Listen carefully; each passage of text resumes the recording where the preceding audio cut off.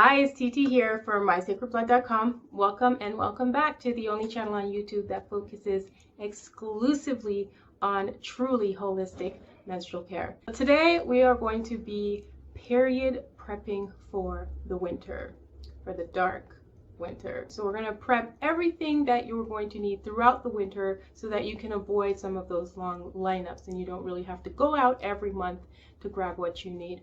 This video is going to be mostly for the women who use reusable menstrual care products. In this one, I'm going to show you what's in my wet bag. I do use disposables from time to time just because of convenience and because I do want to prolong the life of my reusables. But for the most part, the items that you see here, I've been using for about 5 years. All of these pads here I've had for between 3 to 5 years. Some I'm definitely going to have to replace soon. And then my cups I've had for 5 years, so they can go for another 5. And this is the last disposable menstrual cup that I have. I haven't really used them a lot over the years, and so it took me a while to kind of go through them all.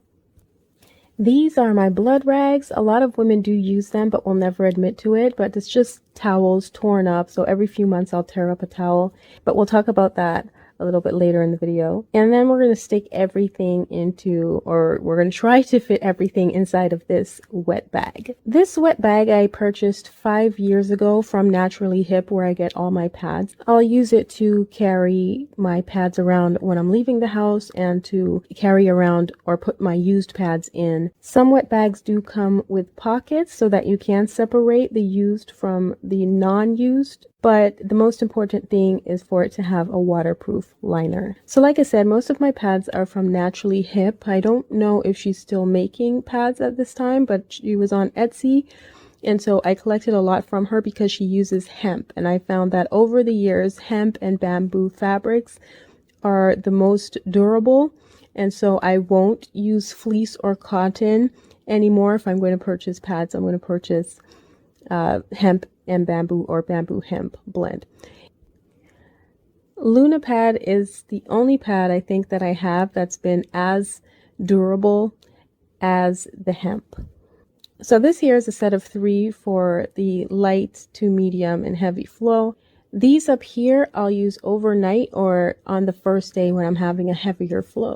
I'm going to have to get rid of those soon, and so in an upcoming video I'm going to be sharing with you when is the best time to throw out your reusables, and this Lunar pad's also going to have to go.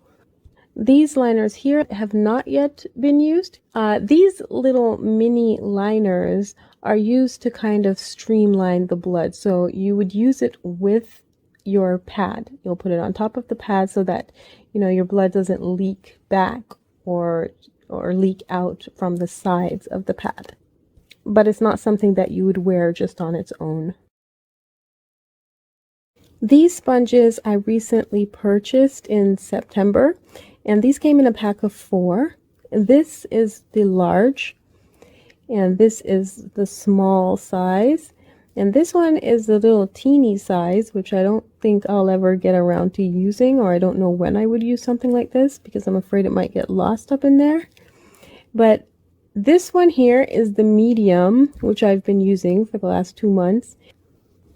Alright, so there are all my sponges, and I stick those into this little burlap sack to just keep them clean and free of debris, and we'll go ahead and stick that into the wet bag. Of course, this is all just for show. I would never try to stuff all this into this one little bag. Now I'm going to try to stuff this disposable cup into the bag. And then this is the Diva cup in the large size.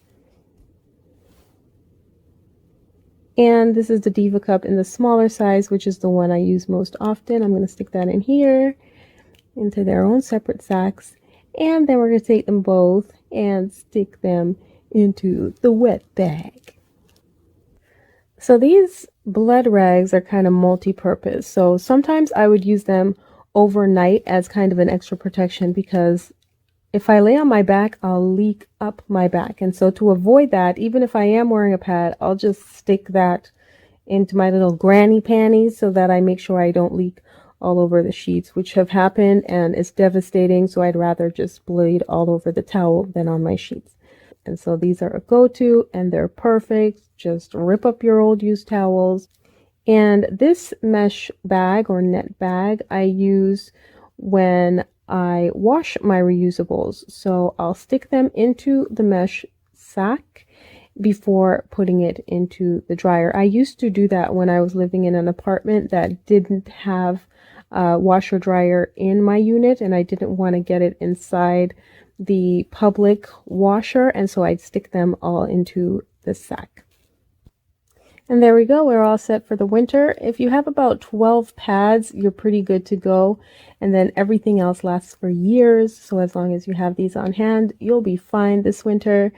And of course, we can't forget our Starfire roll-on massage oil, which you can find at mysacredblood.com/shop. So it is pretty common that a lot of women have sinus headaches and congestion, nasal congestion during their period. Not all women experience this, of course, but it is a pretty common symptom of PMS and menstruation. I do experience it as soon as I know my period's coming. My nose gets stuffy and it runs, and I'm not even sure how the two are connected, but apparently this is caused by the increase in estrogen. So what I did was I created a little concoction, a little blend. So this is going to help to combat some of those symptoms while helping to ease menstrual cramps. I don't have this in the My Sacred Blood skincare line or line of products, but it is something that I'm going to share with you that you can do at home if you wish. Go to mysacredblood.com, join the mailing list, and every month you'll receive new tools and tips and recipes and things that you can use to create your own healthy, holistic menstrual care routine. All right, so we're going to go into the My Sacred Blood lab to start blending. So this is a new technique that I developed. I used to add my essential oils directly to the carrier oil from base note up to top note. But now I approach it in the way that an artist would approach music, by adding each note according to the type of song that I'm trying to create. Because these blends, they do vibrate, or they're supposed to reverberate throughout the body. So we should be treating it kind of like music for the body.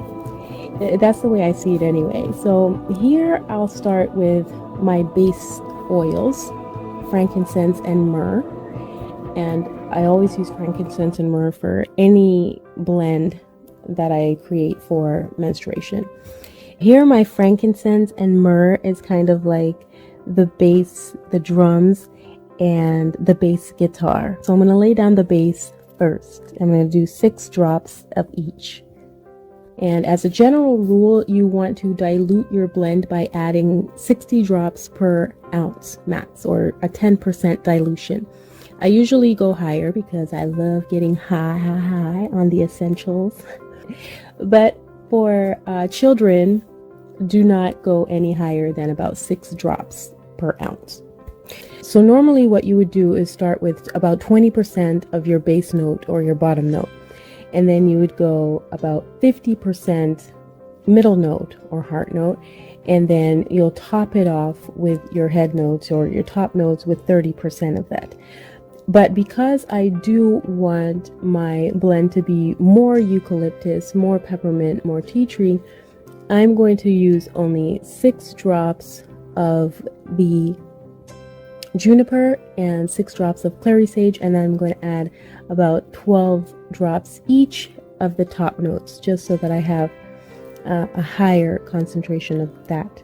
When you understand the rules of blending, you can go ahead and break them as necessary. In this song, my juniper and clary sage is going to be like a light piano. So I'm going to go ahead and top it off with my trumpet or maybe a flute, and that'll be my eucalyptus, peppermint, and tea tree.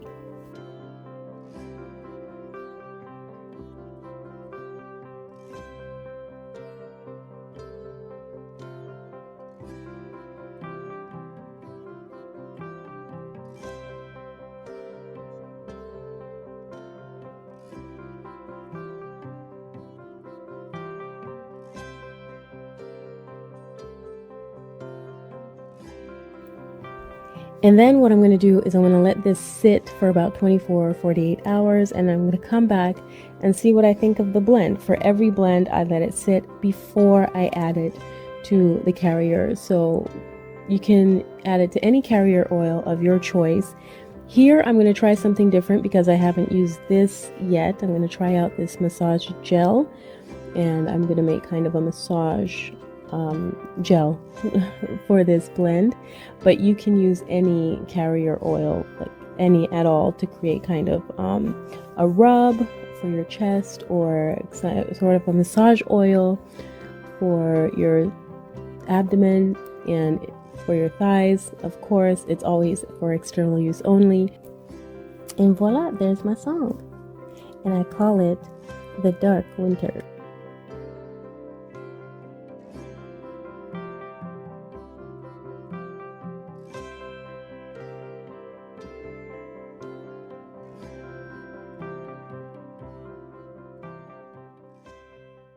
Oh, it smells so good. What I would do differently though is I would probably measure out, like properly measure out the ratio of hemp seed to the gel. But it's pretty good. I'm going to keep working on it. It smells amazing. It feels amazing. Thank you for watching. I hope this video helps. If you haven't already done so, please go ahead and subscribe and share the video with at least one person who you feel would benefit from the content. I'll see you in the next one.